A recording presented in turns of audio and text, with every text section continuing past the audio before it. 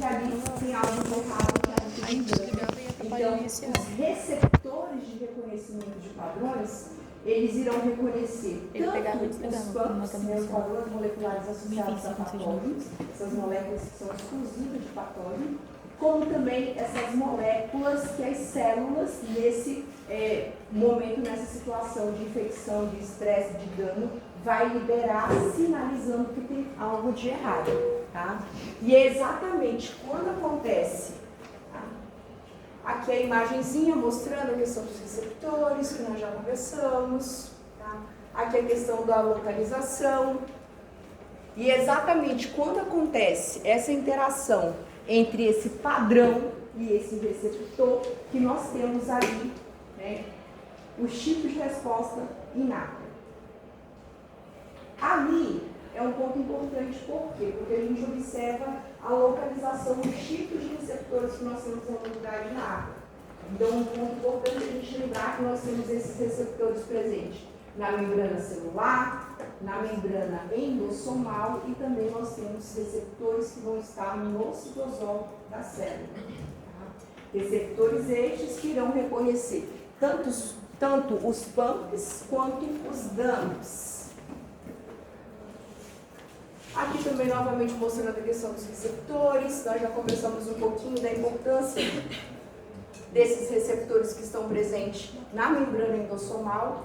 Isso porque boa parte dos micro-organismos, quando eles entram na célula, eles entram através do mecanismo de endocitose. Então, observem que quando a gente fala do TOL3, 7, 8, 9, são receptores que irão reconhecer ácidos nucleicos. A endocitose, inclusive, é o principal mecanismo de entrada do vírus na célula. E o nosso sistema imunológico está ali estruturado para reconhecer esses vírus, esse material genético. E um outro ponto importante, também representado no slide anterior, é que quando nós temos ali um patógeno que tem a capacidade de se evadir dessa vesícula, ou até mesmo no caso de vírus, uma bactéria intracelular, de infectar a célula, o nosso sistema imuninato ele também tem receptores lá no citosol prontinhos para reconhecer esses padrões. Certo? Um ponto que eu pedi para vocês estudarem é sobre a estrutura ali do TOL. Qual uma estrutura básica? Não precisa a galerinha que gosta da bioquímica. Acalmai-vos. Acalmai-vos. Se fosse para fazer uma descrição básica da estrutura ali do TOL, qual que é a estrutura básica dele?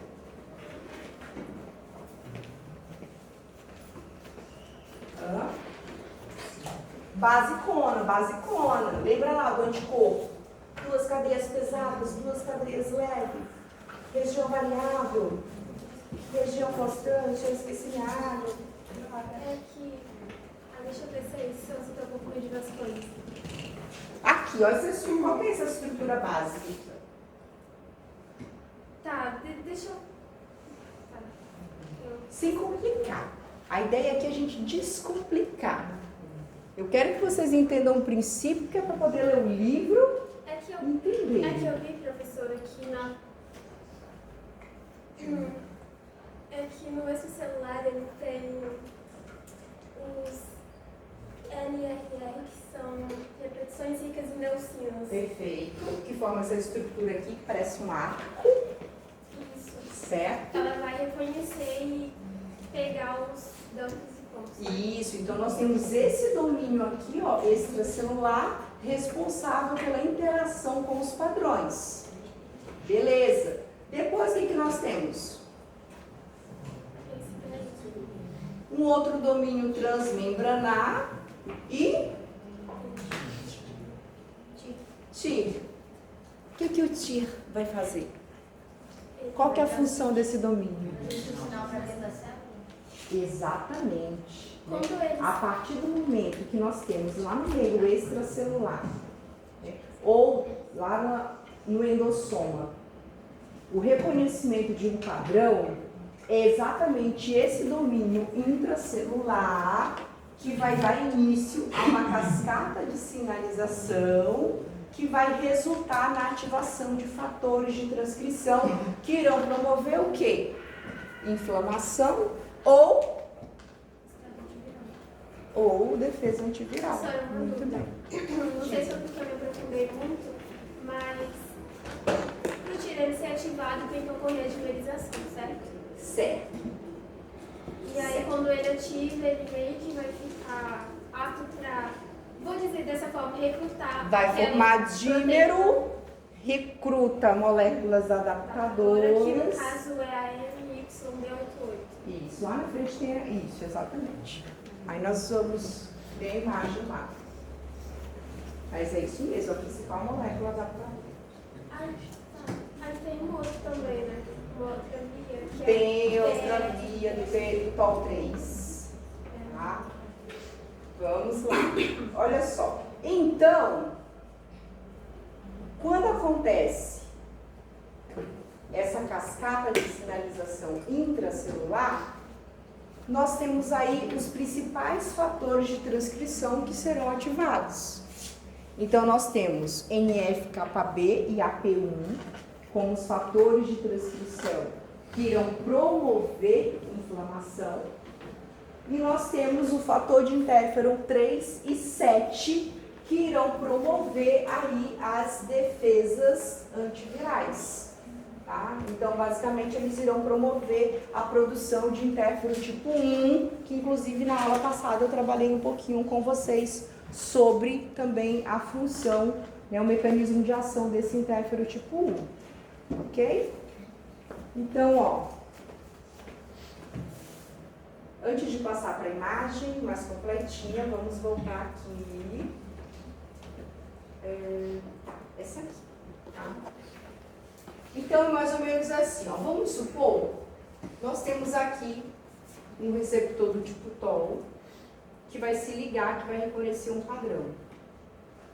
Quando ele reconhece, o domínio T é ativado.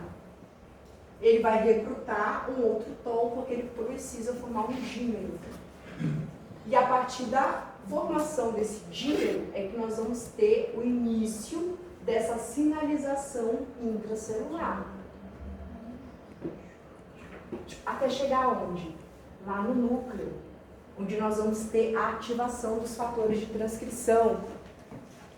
Então, significa, por exemplo, que o gene que codifica o fator de necrose tumoral está lá quietinho. A IL-12 está lá quietinho. Por quê? Porque o sistema imunológico não estava ativado. Mas a partir do momento que houve o reconhecimento de um padrão, esses fatores eles vão ser ativados e irão promover a transcrição desses genes. E várias moléculas associadas à inflamação ou à defesa antiviral serão produzidas a partir deste sinal. Beleza? Agora vamos lá. Vamos aproveitar que a nossa colega Juliana estudou muito, se aprofundou muito. E essa imagem aqui, ó, Juliana. Ai, pode ser. Ah, não, calma. Já calma. Nervosa. Tá nervosa? Ah, meu Deus! Nervosa, não. Pessoal, o que eu acabei de explicar para vocês está representado nessa imagem, que é uma das imagens que eu pedi para vocês estudarem. E aí? O que está acontecendo aí de forma básica? De forma básica. O que está acontecendo aí? Eu preciso buscar uma água. Mas eu prometo que eu não demoro enquanto vocês vão discutindo essa imagem para vocês me explicarem. Vocês podem até se dividir. Eu começo, eu sou segunda, eu sou terceira, eu sou quarto. Tá? Correndo para pegar uma água.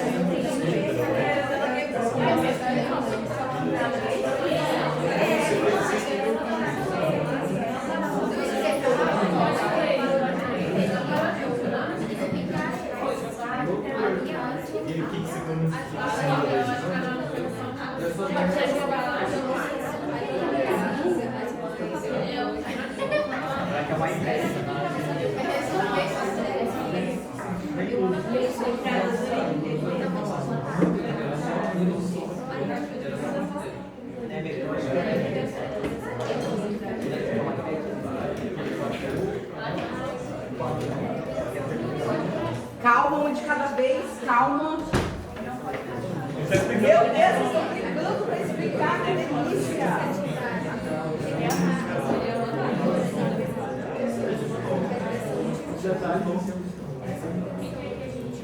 E aí? Primeiro ponto, acalmai-vos porque eu não cobro em prova o nome das moléculas adaptadoras. Também não cobro em prova. Eu posso até citar. Tá? Mas não sou de cobrar os fatores de transcrição, NF, KBAP1 e os fatores de heterocídio. Tá? Na realidade, os fatores de transcrição é mais na imunidade celular, tá? Tem bastante, eu não cobro. Essa imagem, vocês conseguem olhar e entender o que está acontecendo? Mais ou menos. Talvez, Ela assim faz mais sentido que ela muito partido. Hã? Faz menos sentido. Essa faz mais sentido? Não, mais longe faz mais sentido. Mais longe? É, só que a gente não enxerga. Mas Assim? É, ela completa. Ah, tá. Entendi.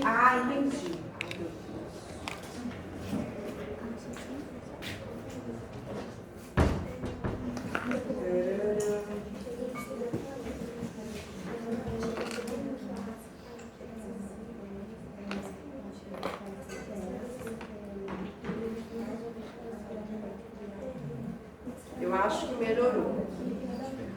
Melhorou? Melhorou. E aí, o que está acontecendo aí? Quem é o primeiro? Sem medo, semana que vem já é a nossa prova. Bora. O que está acontecendo ali? O receptor principal da regressão do organismo está se juntando a outro, formando mineralização. E aí ele envia o sinal. Vamos, gente, me ajuda. Ele envia o sinal, aí a proteína adaptadora. MY. Professora, tem uma dúvida em relação à proteína adaptadora. Ela sempre vai ativar primeiro a quinase? Sempre primeiro a quinase. E aí começa a... Processo de fosforilação e ativar os fatores de transcrição, sim. Vai recrutar essa proteína, vai formar as cascatas, essas setas verdes são as cascatas, e vai enviar a resposta para o núcleo. Acho que é isso, professor. E aí vai desenvolver, aí vai expressar as fosforomatórias, que são citocinas como TNF e L1 e L6. Eu acho que é assim. É. Aqui, nós temos de forma mais completa o que nós viemos trabalhando nos últimos slides. Deixa eu ver se eu consigo colocar um. Aqui. Ó. O que nós temos? Aqui nós temos o TOL, ó, através do sensor reconhecendo o padrão. A partir do momento que um TOL reconhece, tá, o motivo TIR, vai recrutar um outro receptor para formar o dímero. Isso vai levar à ativação de moléculas adaptadoras. Então, aqui nós temos uma principal molécula. Então, vejo que praticamente todos os receptores vão usar essa molécula adaptadora. Somente o TOL3 que vai usar uma molécula alternativa. Tá? Então, essa é a principal via, essa principal molécula adaptadora. A partir do momento que essa molécula adaptadora ela é ativada, ela vai recrutar quinases que irão, a partir disso, ativar os fatores de transcrição. Né? Irão fosforilar e dar início ali à transcrição de genes. Tá? Então, nós temos aqui, primeiramente, a ativação dos fatores de transcrição, NF, KB e AP1. Como eu disse para vocês, são os dois fatores de transcrição que estão relacionados ao processo de inflamação. Então, o que vocês observam aqui? Todas aquelas moléculas que nós estudamos envolvidas no processo de inflamação, citocinas pró-inflamatórias, moléculas de adesão, quimiocinas, tá? Todas essas moléculas elas vão ser aumentadas, elas vão ser produzidas em decorrência da ativação desses dois fatores de transcrição, NF-κB e AP1. Tá? Então, nós temos o 3, como eu disse anteriormente, o TOL3, ele vai usar a via alternativa. E aí nós temos o TOL4, conforme representado lá em cima, que ele pode também estar utilizando as duas moléculas adaptadoras. Desse lado aqui, ó, o que a gente observa? A defesa antiviral. Então, para acontecer essa defesa antiviral, nós vamos ter os fatores de interfero, né, 3, né, e 7, e a partir do momento que ocorre a ativação desse fator de transcrição, nós temos aí a expressão e, consequentemente, a secreção do interfero tipo 1. E aí, o que vai acontecer? Ele vai exercer a sua defesa antiviral, e aqui essas moléculas irão promover inflamação. Tá? Só para a gente ter uma base do que acontece ali a nível intracelular. Nesse outro slide aqui, nós temos a representação desses eventos de forma mais funcional, tá? Toda aquela sinalização, quando a gente fala assim, vai ter ativação do fator de transcrição NF-κB-AT1, vai ter promoção de inflamação, tá? Mas de fato, o que representa isso? Então vejam, aqui nós vamos ter moléculas produzidas pelo macrófago ativado. Então nós temos ativação da integrina, que nós conversamos na aula passada. Então quando esse leucócito ele é ativado, o que acontece com ele? Nós temos mudança no estado da integrina, que passa de um estado de baixa afinidade para um estado de alta afinidade. Nós temos uma reorganização no citoesqueleto desse leucócito. Tá? Quando nós temos, tá, a ativação desses fatores de transcrição, o que vai acontecer? Nós temos o processo de fagocitose. Então, quando o fagócito ele reconhece um PAMPs, por exemplo, a função desse macrófago ativado principal é fagocitose. Para isso, o que vai acontecer? Nesse processo de fagocitose, onde ele forma o fagossomo, nós vamos ter também a ativação de enzimas que estarão envolvidas nesse processo de fagocitose. Enzimas que até então, num estado de repouso, na ausência desses padrões, são enzimas que estão inativas. Mas a partir do momento que esses fagócitos eles são ativados, nós temos a oxidase do fagócito sendo ativada e produzindo espécies reativas do oxigênio. Nós temos a óxido nítrico sintetase induzível sendo ativada e também produzindo óxido nítrico. E assim, consequentemente, tá? Por quê? Porque além do processo de fagocitose, esse fagócito ativado ele também tem a função de promover a secreção de citocinas. Então, o macrófago vai estar secretando fator de necrose tumoral, IL-12. Isso vai depender do estímulo que ele vai receber. E lá depois também, esse mesmo macrófago, por exemplo, ele vai secretar citocinas, né, proteínas que vão estar envolvidas ali na parte de reparo tecidual. Então, essa imagem aqui, ela representa as atividades funcionais, tá, como consequência da ativação do fator de transcrição, NF-κB e o AT1. O que vai acontecer com esse macrófago aí ativado? Essa imagem aqui de novo, por quê? Para a gente falar um pouquinho agora sobre os receptores citosólicos. O que vocês estudaram aí com relação aos receptores citosólicos? Mais precisamente, agora nós vamos falar dos receptores do tipo NOD. O que estudaram do NOD?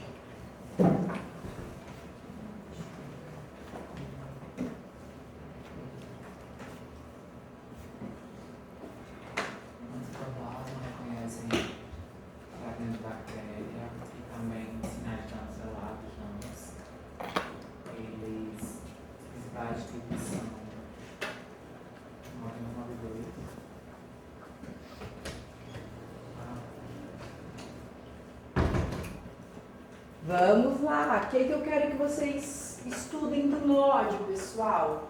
Então vejam que quando a gente fala desses receptores do tipo NOD, nós estamos falando de proteínas que vão estar lá no citosol da célula. Observem que a literatura diz pra gente que são aproximadamente 20 tipos de receptores do tipo NOD.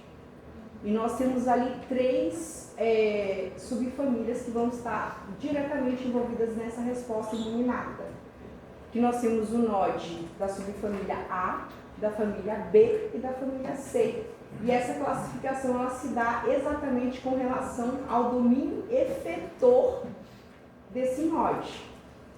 Como assim, professora? Eu falo com relação à estrutura. Ó. Então, aqui também nós vamos ter um domínio que vai interagir com o padrão rico em leucina. Eu tenho um domínio de oligomerização, ou seja, a partir do momento que o NOD, e aí eu estou falando mais no nível de também inflamassoma, tudo isso, a partir do momento que um é ativado, o que acontece? Vai recrutar outras moléculas. E essas moléculas elas vão se juntando através desse domínio de oligomerização. Tá? Então nós temos uma região que vai se ligar diretamente ao padrão, tanto PAMPs quanto DAMPs, um domínio de oligomerização e o domínio efetor. Tá? E é exatamente esse domínio efetor que vem ali a classificação dessas diferentes subfamílias. Como o príncipe lá atrás falou, a gente, professora, não sei se você já falou aqui, a gente tem que decorar, aprender as estruturas desses principais, dessas três plantas. Não, eu quero que vocês entendam inflamassoma. Eu falo dessa estrutura aqui, ó, exatamente porque para a gente entender a formação do inflamassoma, a gente tem que entender que esse receptor do tipo NOD, ele vai ter também uma região rica em leucina que vai interagir, que vai reconhecer o padrão. Ele tem um domínio de oligomerização e ele tem um domínio efetor. Tá? Essa é a estrutura básica comum a todos os receptores do tipo NOD. E aí? Não, o P ele não vai estar diretamente envolvido nessa imunidade inata ali com o receptor. Tá? NOD 1 e NOD 2. Por quê? Porque o NOD 1 e o NOD 2 eles estão diretamente envolvidos nessa defesa contra bactérias. Então são receptores do tipo NOD que vão estar lá no citosol da célula e vão reconhecer diretamente peptidoglicanos, tanto de bactérias gram-negativas, como no caso tá, do NOD 1, e o NOD 2 vai reconhecer peptidoglicano tanto de bactéria gram-negativa como também positiva. O que vai acontecer? Então, a partir do momento que nós temos o reconhecimento desses padrões, aquele domínio efetor, ele vai sofrer uma alteração conformacional. A partir do momento que ocorre essa alteração conformacional, nós temos aí a ativação de proteínas quinases que irão ativar fatores de transcrição, como por exemplo ali o NF-κB. Então, semelhante aos receptores do tipo TOL, quando esses receptores do tipo NOD são ativados, eles também irão promover o processo inflamatório, tá? NOD 1 e NOD 2 promovendo aí essa inflamação. E aqui vem a parte importante, que é a parte do inflamassoma. Me digam aí o que vocês conseguiram organizar, estudar e entender sobre o inflamassoma. Olha aí o P agora.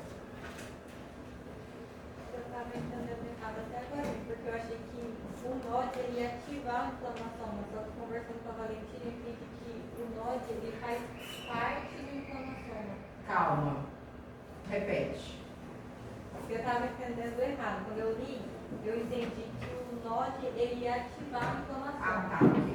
Só que não é isso que acontece. Porque tem parte do NOD, que é essa parte de tipo um anzolzinho, que é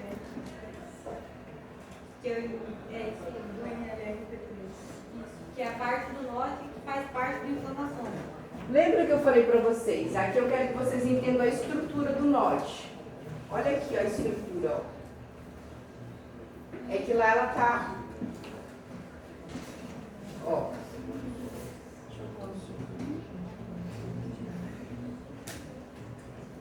Olha aqui o domínio rico em leucina, que é o domínio que vai reconhecer o padrão.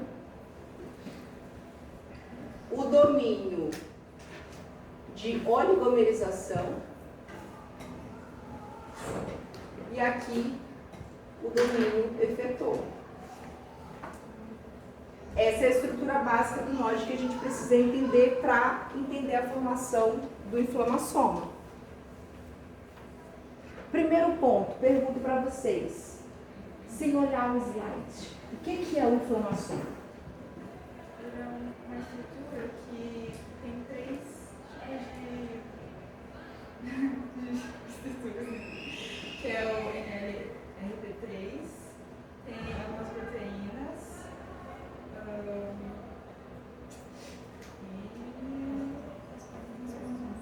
e a caspase 1.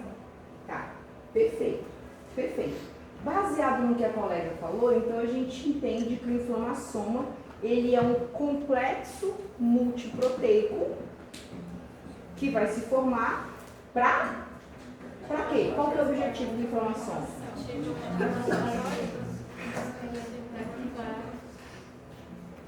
O próprio nome já sugere, inflamassoma vai produzir, né, inflamação. Mas como? Produzindo formas ativas de IL-1 e IL-18. Primeiro ponto. Então, o que a gente observa aqui? A gente observa que quando ocorre lá, acabamos de falar, né, que os PAMPs, os receptores do tipo TOL vão reconhecer os padrões, ativa AP1, NF-κB, vai ter a produção de quimiocinas, citocinas pró-inflamatórias, acabamos de falar isso. Dentre essas moléculas que são produzidas, está aqui, ó, pró-IL-1, ou seja, é a forma inativa de IL-1 e IL-18. Está aqui, ó, sinais inatos, como por exemplo lá, ativação dos receptores do tipo TOL. Então vai ter a produção dessas citocinas. Só que essas citocinas, a priori, elas são produzidas na sua forma inativa. Elas precisam ser clivadas e a partir dessa clivagem, sim, nós vamos ter formas ativas dessas citocinas pró-inflamatórias. Quem faz isso? O inflamassoma. Hã? Quem cliva é caspase inativa. Inflamação? Sim, sim. Mas para acontecer isso, quem é que vai recrutar a caspase? Quem é? Bora lá? Mas faz parte da inflamação? Sim. Tipo, é porque a gente tinha visto que antes vem a caspase 1, ela faz parte da inflamação. E aí, essa, meio que esse, não é tipo assim, quando junta, acumula essas caspases, elas vão ser ativadas. E aí, quando elas são ativadas, elas clivam. Só que, calma. Eu comecei explicando aqui e agora nós vamos iniciar lá. Como eu comecei aqui, você está indo na linha de fato contrária.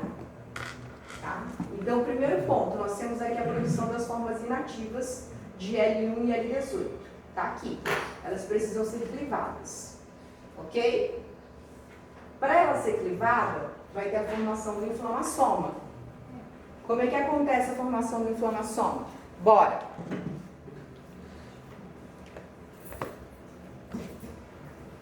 Sem medo de ser feliz, bora nos povo. Os sensores, eles vão reconhecer campos, tampos e sinais indiretos de estresse celular. Aí vai ter a oligomerização desses sensores. E aí a cada proteína do sensor vai se ligar a uma proteína adaptadora que se chama ASC. Aí a ASC, ela vai recrutar mais ASC para formar filamentos de ASC. Aí esses filamentos de ASC, eles vão recrutar e ativar a caspase 1. Ativando a caspase 1 vai ativar o ProIL1 beta e o ProIL1 18. Essa parte da oligomerização, eu tinha entendido de modo que faz sentido. A NLRP3, NR3, ela possui um domínio de ligação, que é o PYT. E a ASC, ela também tem esse domínio, que é o PID. Então, é como se a adaptadora ela estivesse no meio das duas, entre a NR3 e a Caspase 1. E ela, tipo assim, essa daqui ela tem o domínio PID, que liga no NR3. E esse lado aqui tem o domínio CARD, que liga na Caspase 1, que também tem o receptor CARD. Ela fica tipo nas duas, no meio das duas. Ok. Olhem a estrutura. Vamos lá, vou dar um zoom.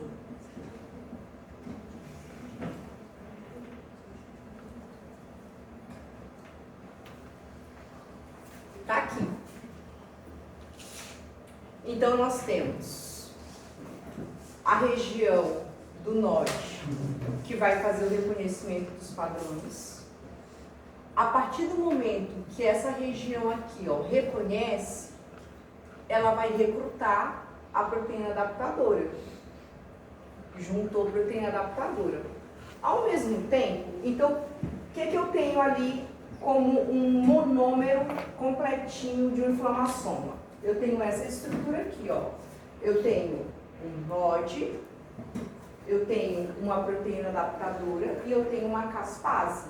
Igual a colega falou, um vai recrutando. O NOD reconheceu, através aqui, ó, da região de reconhecimento, ativa, chama ASC, que vai chamar a caspase.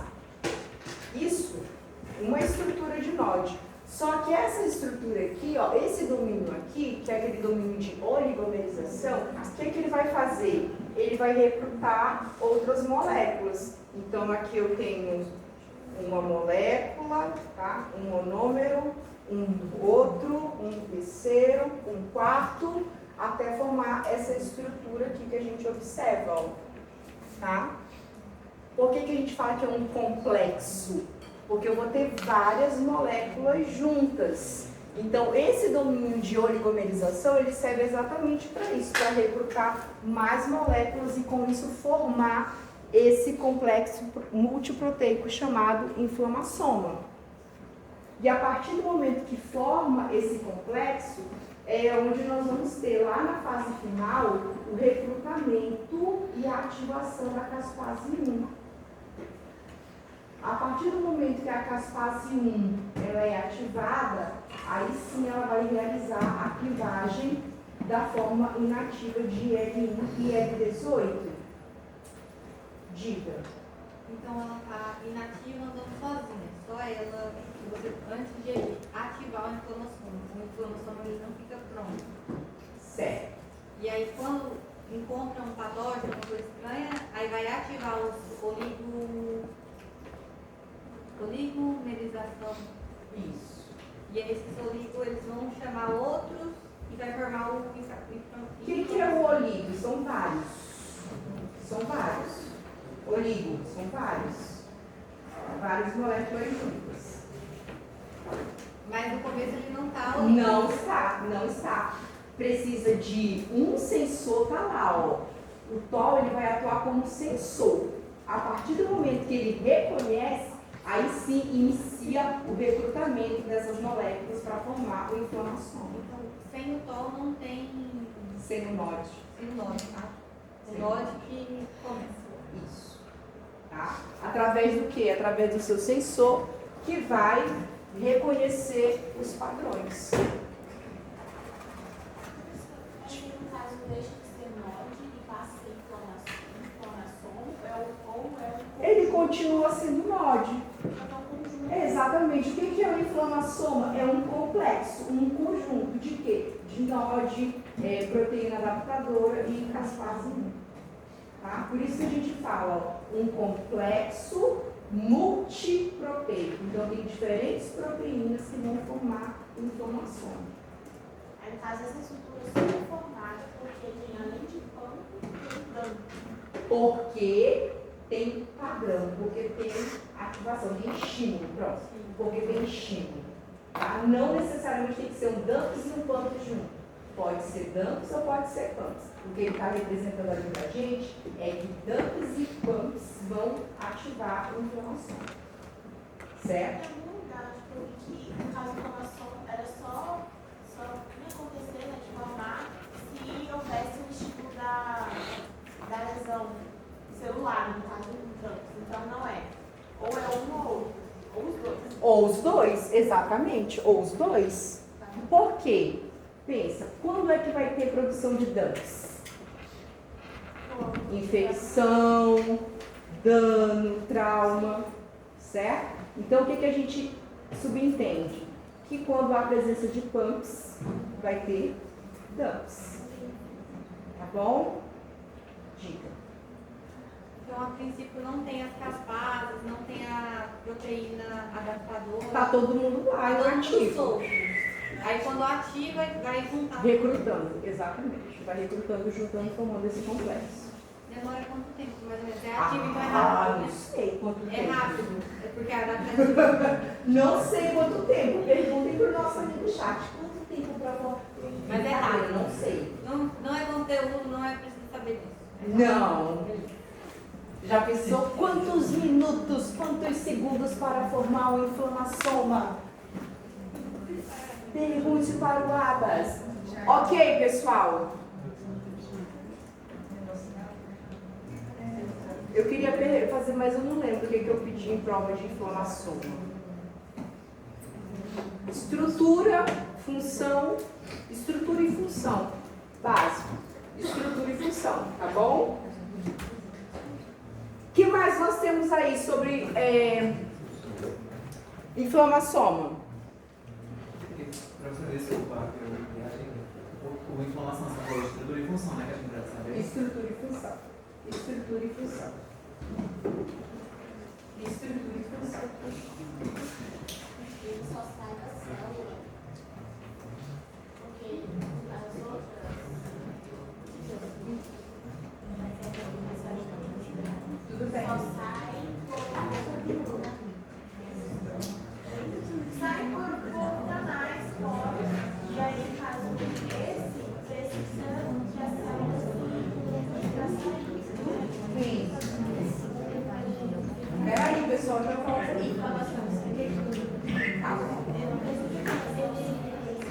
Tá. Ele vai sair como consequência da piroculose.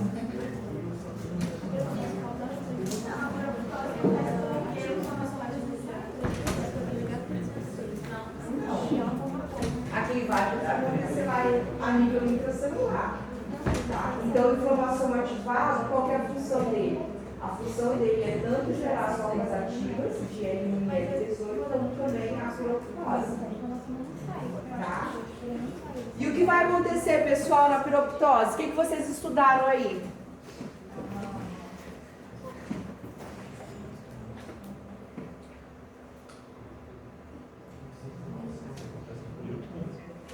Bora, gente. Na aula passada vocês estavam mais participativos. Inclusive, eu falei lá na outra turma, olha, gente, a outra turma ali arrasou e participaram da aula e não sei o quê. Não gosto de comparar, mas estou comparando. O que vai acontecer, pessoal?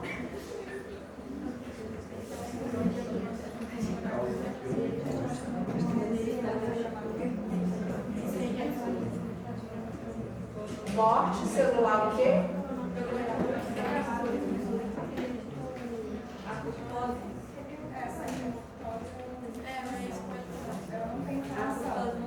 Isso, perfeito. A preocupação tem? É como se fosse necrose. E aí? E olha que eu dei os slides para vocês estudarem, galera. Não sei. Não estudaram? Ou vocês estão querendo guardar o jogo aí com a professora?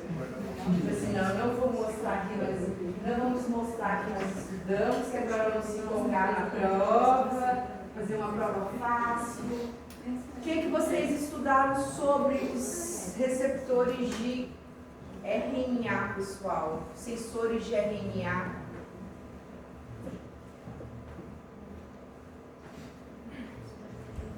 Oxi!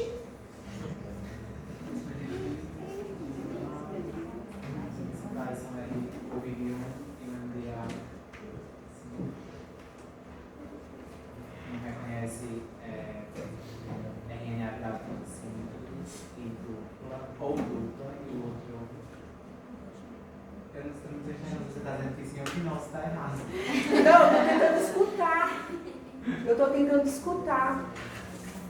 Esse negócio, professora, dele reconhecer só a extremidade do ciclo de fosfato, a senhora vai querer ou não é muito específico?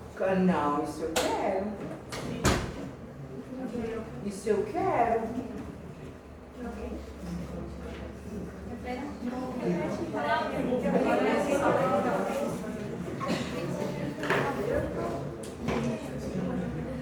Edifita do Colombo também. Também. O quê, mulher? Também. Tá todo mundo Inclusive essa pergunta eu fiz na aula passada. O quê? Ela falou assim, vamos lá, ela falou assim, professora, a senhora vai querer saber desses 5 linhas trifosfato? Ou é muito específico? Eu vou querer, eu respondi.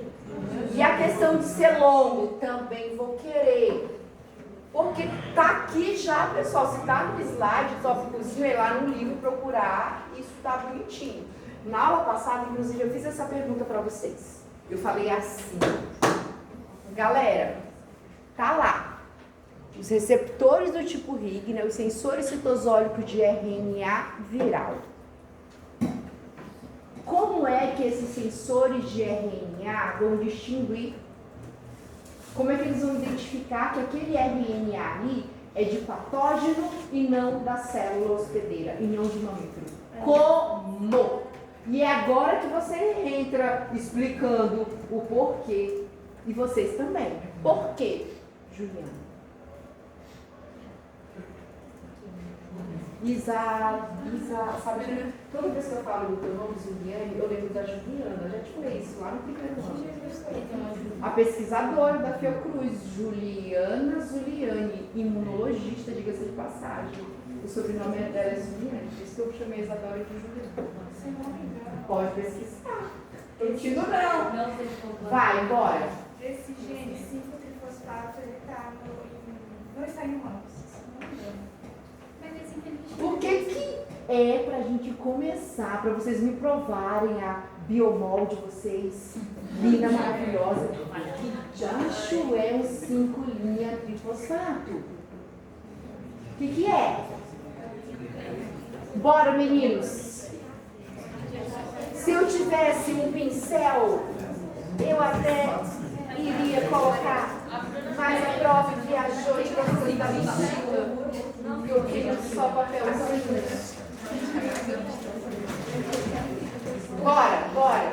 Bora. Aqui, ó. Deixa eu explicar o meu slide para vocês. Então, primeiro tá lá bonitinho, já falei do primeiro tópico.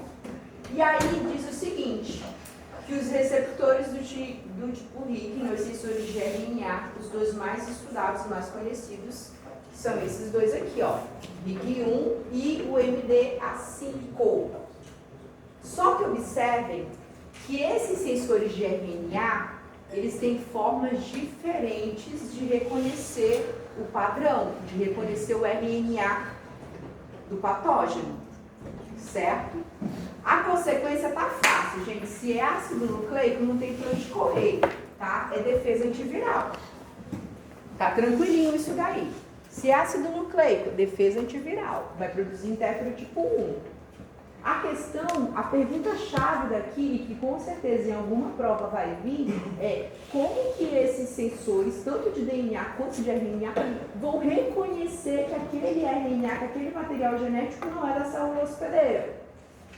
E aí, no meu slide lindo, maravilhoso, precisa ser atualizado? Precisa. Ainda mais agora que eu estou vendo um monte de aluno com a edição, a 10ª edição, né? A 9ª edição, vocês estão mais atualizados que a prova. E aqui diz o seguinte, que o Hig1 vai reconhecer RNA com ambiente 5' trifosfato.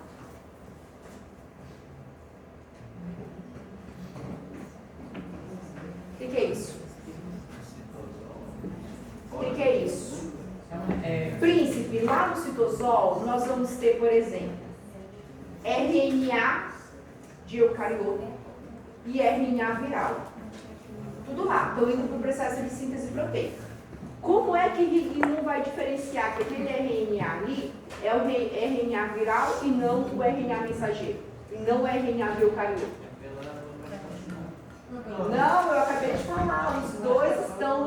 citosol, os dois, é DNA, localização, porque não tem DNA lá no citosol na célula.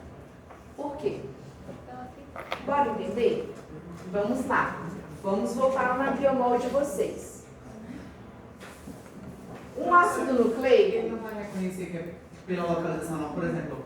Porque na célula normal não é para ter o DNA do material genético no mesmo. nós estamos falando de RNA e não DNA. Exatamente. Se fosse DNA, já tinha marcado localização. O que mais? É por isso que tem um 5 trifosfato.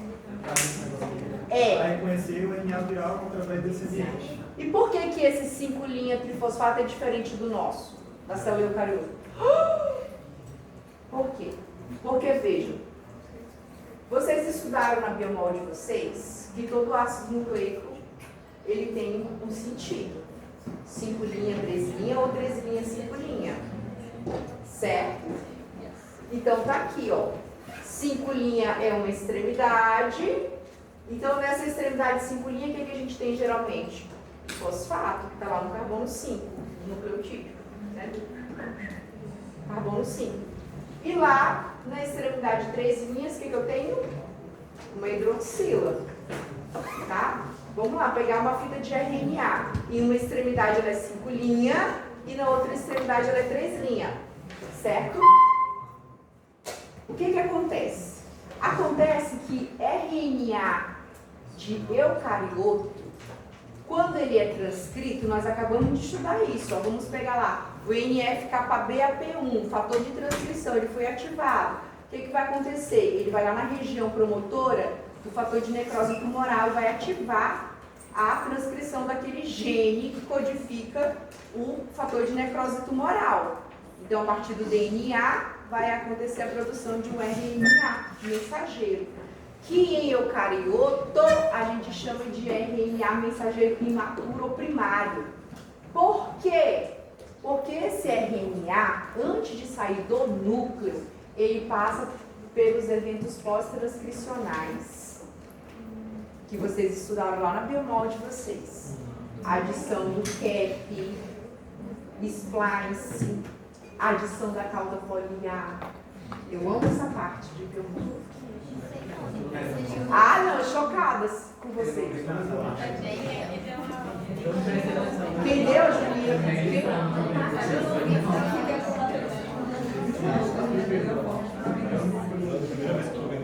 É sério mesmo?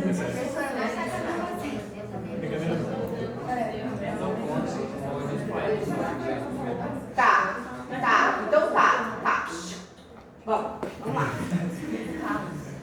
No eucarioto acontece isso. Ocorre a produção do RNA mensageiro lá no núcleo.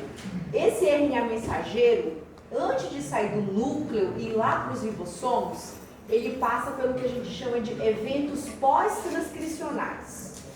Isso significa adição do cap, ou seja, é uma modificação que vai acontecer na extremidade de 5'. Acontece a adição da cauda poliar, que é uma modificação que acontece na extremidade de 3', e acontece o splice. O splice nada mais é do que a remoção dos introns e a junção dos exons. Estão lembrando, né? Perfeito. Tá, perfeito. Tá bom.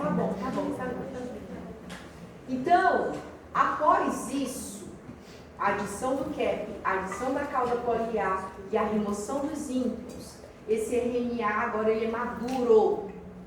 Uma série de proteínas transportadoras vão se ligar a ele e vão levar esse RNA mensageiro do núcleo lá para o citoplasma, onde vai acontecer o processo de tradução.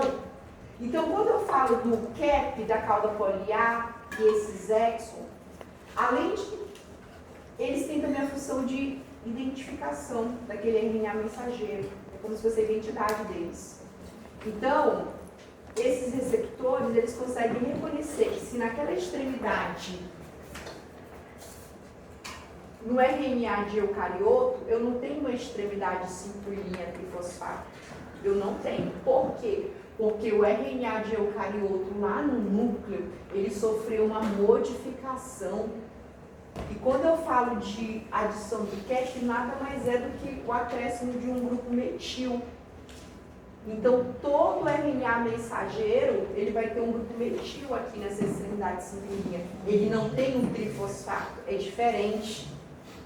E aí, o que acontece? Quando o sensor de RNA, lá no citosol, identifica um RNA que não tem o CAP, que não tem o grupo metil lá naquela extremidade 5 linhas, ele entende que aquilo não é da célula, não é próprio, é estranho. O que ele faz?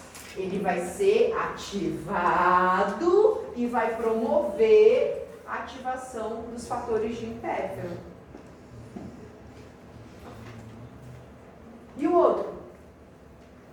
E o outro? E o MDA5? Tá lá, ó, RNA de 1 a 6 quilobase. Por quê? Porque quando a gente fala de RNA mensageiro de eucarioto, eles são pequenos, poucas centenas. Então, quando o sensor de RNA identifica um RNA longo, opa, é estranho, não é próprio. É a mesma coisa. Ele vai ser ativado e vai promover a transcrição de interfero. Certo? Perfeito. Que mais?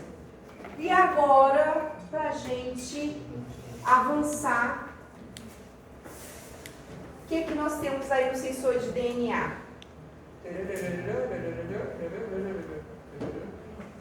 O que nós temos aí? Bora?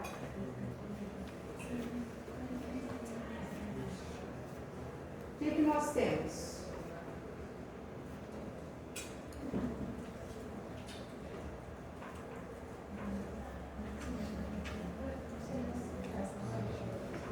Pode o quê?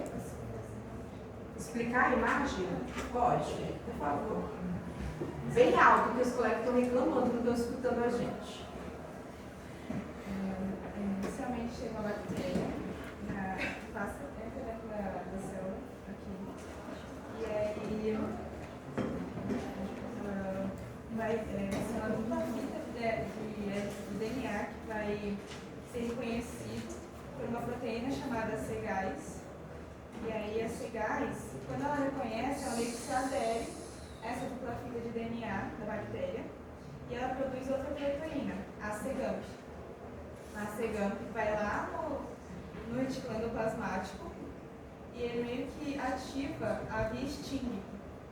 E aí a via Sting ela vai produzir uma outra proteína, a IRF3. E a IRF3 ela vai produzir o interferon 1. Produzir não, acho que ativar, se não me engano.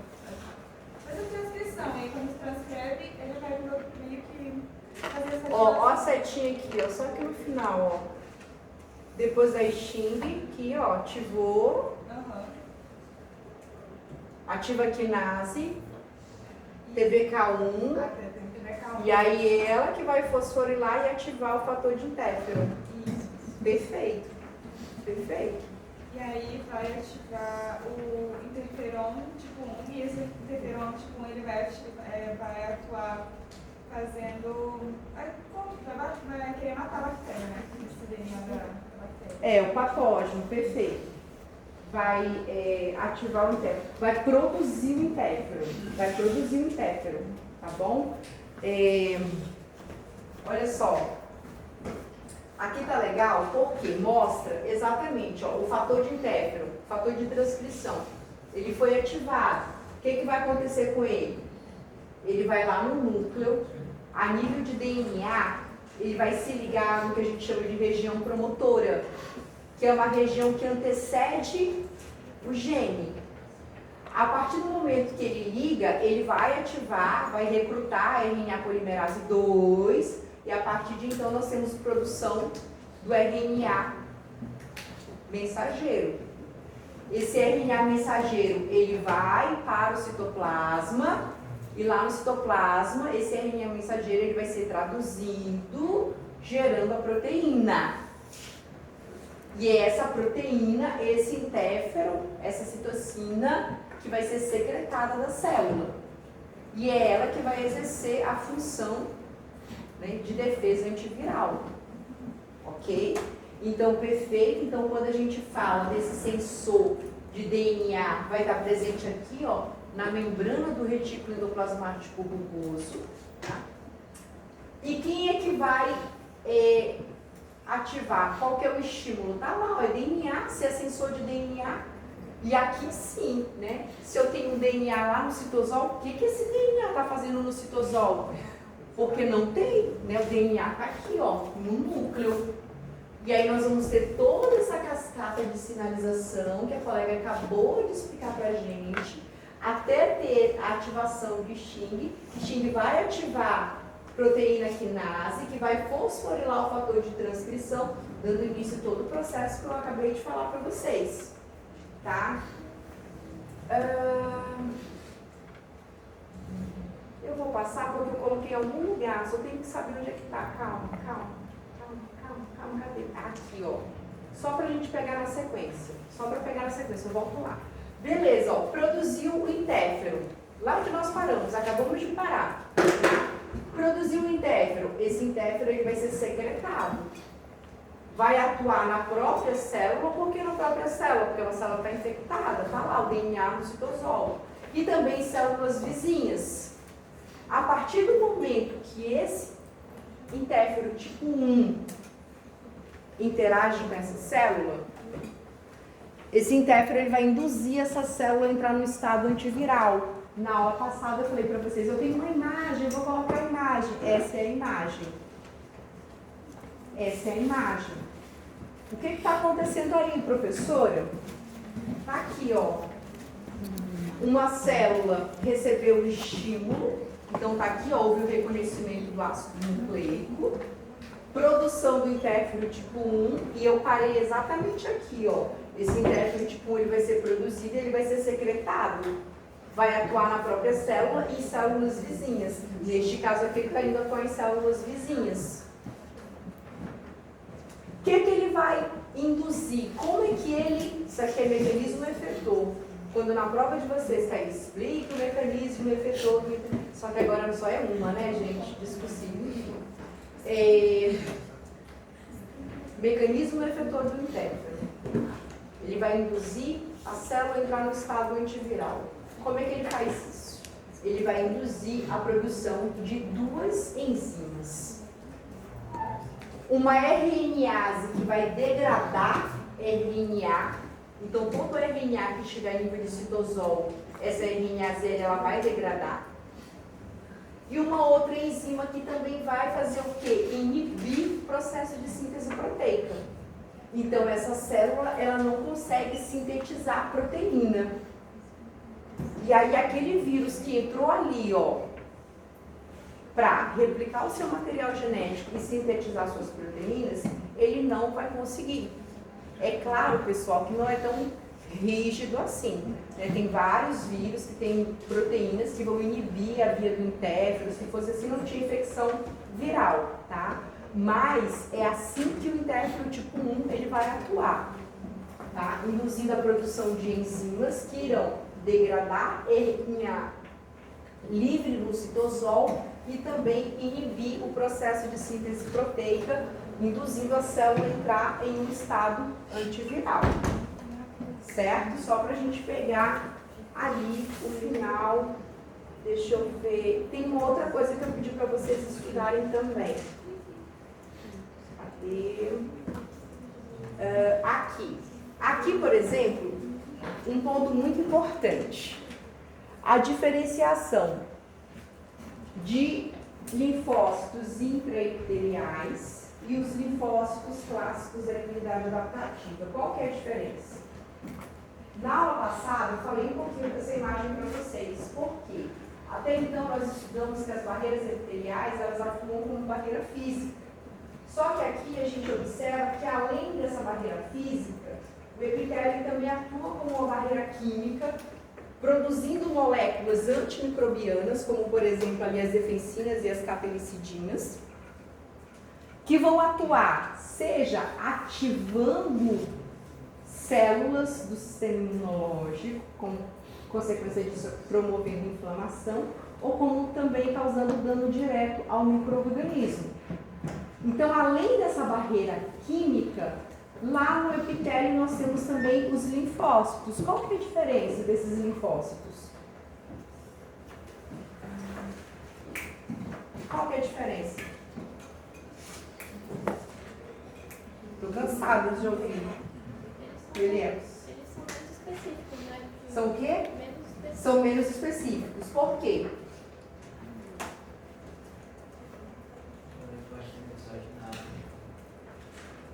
Hã? Faz parte da imunidade inata, tem uma diversidade limitada. Hã? Não tem recombinação gênica. Não tem, por que ele não tem recombinação gênica?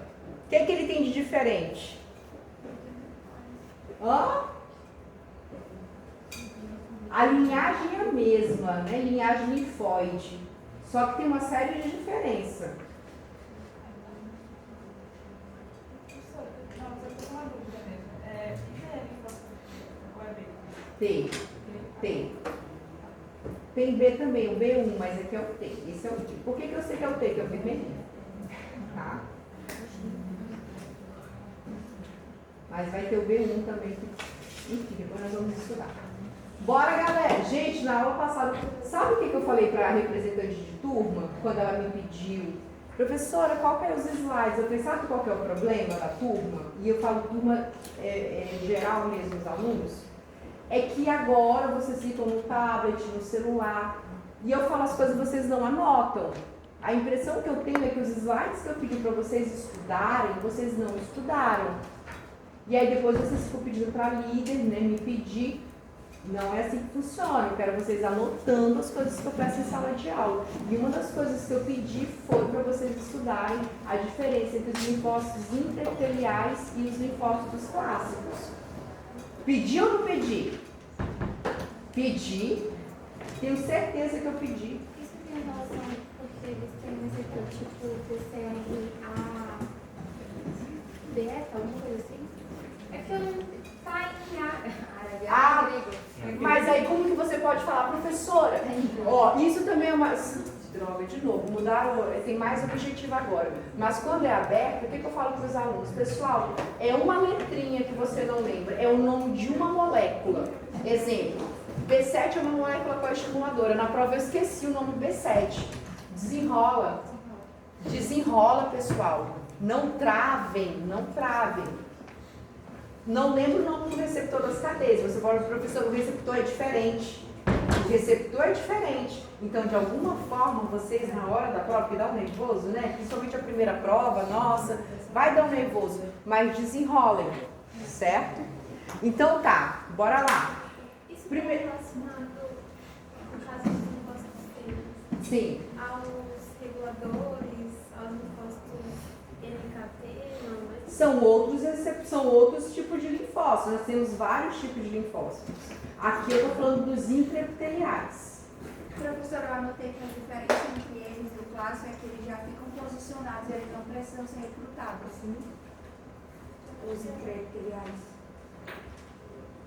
Eles já ficam... Gente, essa é minha água. Só... Eu acho que Será que eu não é bebi minha. tudo isso já de água? Eles já ficam posicionados. Eles não precisam ser recrutados. Tá, então eles já estão aqui, ó, intraepiteliais. Eles sofrem exposição clonal? Eles precisam de MHC para reconhecer? Não, né? E um ponto muito importante vem a questão dos receptores. Porque em algum momento eu já expliquei para vocês do TCR, que o TCR ele é formado por duas cadeias, a cadeia beta e a cadeia alfa, tá? Eu sempre falo o contrário, que lá na frente vocês vão entender porque eu falo o contrário, tá? Beta e alfa. Só que os intraepiteliais, a maioria deles expressa uma cadeia diferente, a cadeia gama-delta. E essa cadeia gama-delta, tá? É que tem pouca diversidade.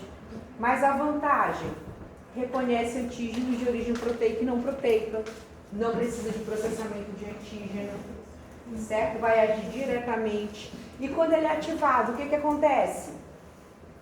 Quando o intraepitelial é ativado, o que acontece? Eita, energia contagiante de vocês! Eles matam as células pela liberação de perfluínas e vacinas. Que mais? Sim, eles são citoplasmas. O pessoal até falou assim, eles são bombril. Foi com vocês, cara. Sabe o que eu acho engraçado? Eu tenho trocentos alunos. Vocês só entendem de mundo, só eu. E aí eu falo as coisas assim. E eu tenho certeza que eu falei. Eu falei, pessoal, eles são bombril. Por quê? Porque eles têm ação citotóxica. E eles também secretam citocinas, vão recrutar outras células do sistema imunológico. Por quê? Porque eles são sentinelas. Observe, eles são bem ali no epitélio. Eu estava confundindo eles com o ILC, aquelas ILCs. Sim, não, ILC tá aqui, ó. É porque às vezes a senhora fala rápido e a gente anota meio correndo, aí a gente bagunça as coisas na hora de estudar. Tá? As ILCs que a colega está falando, quem são? São as células linfóides inatas. Outro tópico que eu pedi para vocês estudarem. Que também, apesar de ter a mesma origem linfóide, elas estão presentes na imunidade inata, por quê? Porque não expressam PCR, que mais? Não tem exposição clonal, não sofrem diferenciação. Professora, se não tem TCR, como que essas células elas vão ser ativadas? Através de citocinas, tá? Então nós temos citocinas como a IL-12 e IL-18 que vão ativar a ILC1. Quando a ILC1 ela é ativada, o que acontece com ela? Ela secreta citocina, como por exemplo a interferon gama. A mesma coisa em ILC2, tá? Então, ILC2, na presença de IL-25 e IL-13, vai o quê? Vai ser ativada. O que ela produz? Citocinas. IL-5, IL-13, citocinas importantes numa inflamação alérgica, numa defesa contra o intro, tá? E assim sucessivamente. A ILC3, por quê? Porque a ILC3 nós temos, uma vez que ela é ativada, temos ela produzindo a IL-17 e a IL-22. Muito importante nessa defesa de função de barreira e também em inflamação rica em neutrófilos. Tá? Professora, Oi. e aquele que a senhora falou que não gosta de usar contra vírus, mas patógenos intracelulares, não é? É verdade. É verdade. E não é nem que a professora não gosta. A professora não gosta, a professora explica para vocês. E eu até falei que tinha um outro erro, depois eu encontrei. É lá na questão da célula NK. Tá meio trocado. Mas aqui, eu falei isso. Pessoal, não gosto. Tá? O interferon gama, aqui ele coloca como defesa contra vírus. E aí eu digo que eu não gosto. Por quê? Porque não é a forma correta. É defesa contra patógenos intracelulares.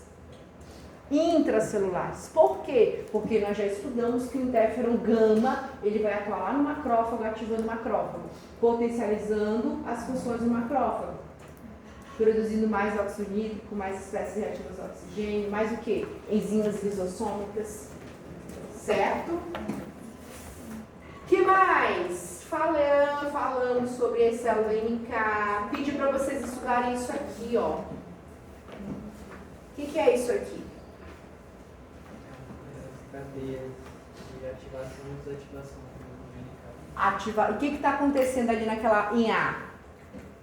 Aqui o NK chega, acopla no receptor de ativação e a célula apresenta o MHC para inibir o NK.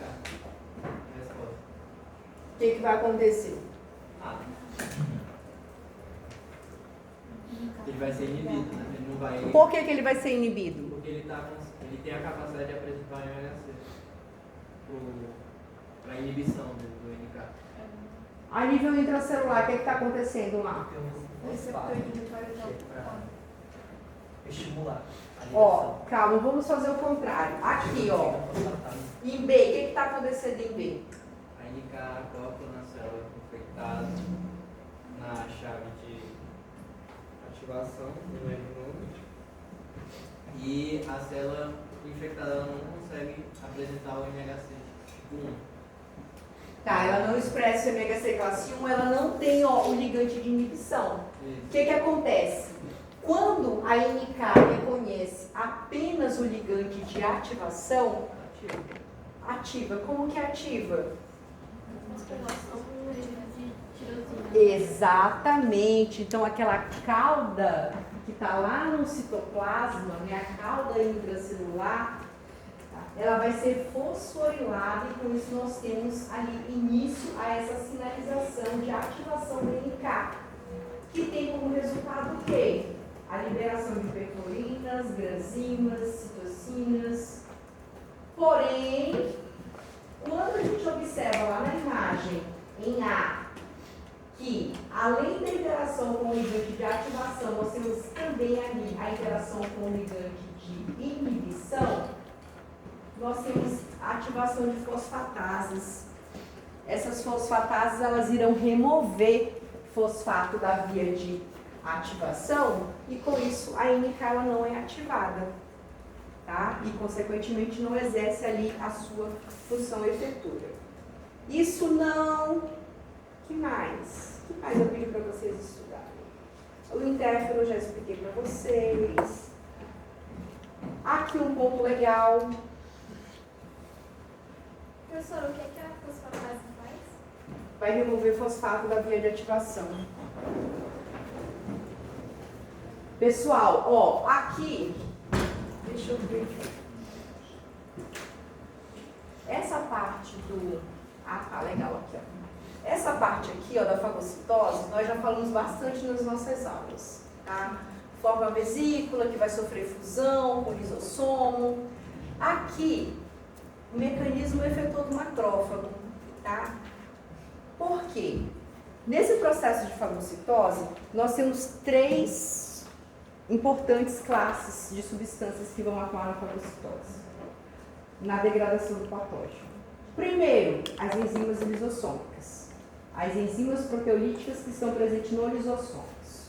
Depois, olha lá, as enzimas que eu disse para vocês que em condições normais, elas estão inativas, mas quando o fagócito ele é ativado, essas enzimas elas são ativadas. Então, a oxidase do fagócito, tá? Que vai converter oxigênio molecular em espécies reativas do oxigênio. A óxido nítrico sintetase induzível, que vai fazer o quê? Ela vai converter a arginina em citrulina. E nesse processo ela libera um gás, que é o óxido nítrico. Então, essas 3 classes de substâncias que vão atuar aí na degradação do patógeno, não esquecendo que, além dessa função, o macrófago também ele vai secretar as suas citocinas. Esse óxido nítrico, esses 2 vermelhinhos, eles são 2 considerados radicais livres. Então, se eu colocar lá na prova, não lembrar o nome, são os radicais livres. Ah, eu quero que lembre. Óxido nítrico. Espécies reativas de oxigênio. Nem estou pedindo para escrever mais. E aqui, uma outra, óxido nítrico, sintetase induzível, o nome da enzima. Óxido nítrico, sintetase induzível, que vai converter a arginina em citrulina, dando origem ao óxido nítrico, liberando o óxido nítrico. Essa imagem aqui, ela não estava, mas eu falei que eu ia acrescentar. Nós conversamos sobre ela, e aí eu falei assim, vocês ficam imaginando, tá? Sistema complemento, as 3 vias que nós já conversamos. Via clássica, que para ser ativada ela é dependente de anticorpo. A via alternativa, então quem vai estimular a via alternativa é micro-organismo. E a via da lectina, que quem ativa a via da lectina é manose, um carboidrato que é exclusivo de patógeno.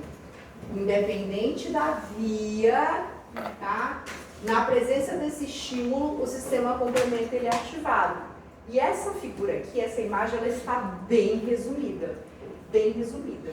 Então, aqui nós temos as principais proteínas do sistema complemento, que são C3 e C5. C3 que vai atuar na fase inicial e C5 que vai atuar na fase tardia.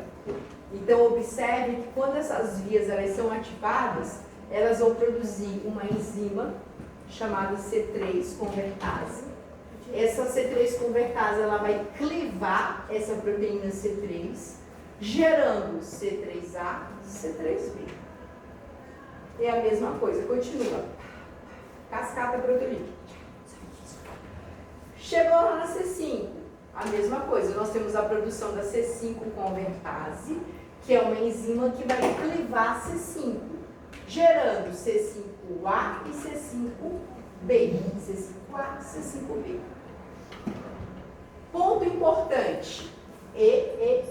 Ó, funções efetoras, tá? Então eu quero vocês estudando basicamente essa imagem. Saber das vias, quem ativa cada via e funções efetoras. Facinho. Azinho, A de amor, A de Alcione. Inflamação. Inflamação. C3B, opsonina. Aí matou a charada, porque quando fala que C3B faz opsonização, vocês já sabem o que é opsonização, tá? Significa que a C3B vai se ligar aqui, ó, e depois vai ativar fagócito, porque fagócito tem receptores para C3B. Que horas são? Já pulei meu horário, né? 6 e 6, tá, vou já fazer chamar. Acalmados. E a mesma coisa aqui, ó, C5B. C5B dá início ao que a gente chama de complexo de ataque à membrana. C5B vem aqui, ó, se insere na membrana do patógeno e começa a recrutar outras proteínas. C5B recruta C6, que recruta C7, que recruta C8, que recruta C9, formando esse poro na membrana do patógeno e, consequentemente, esse patógeno ele morre por desequilíbrio osmótico, certo? A partir daí, pessoal, vem só a parte de inflamação que a gente já trabalhou bem na aula anterior. Pode falar.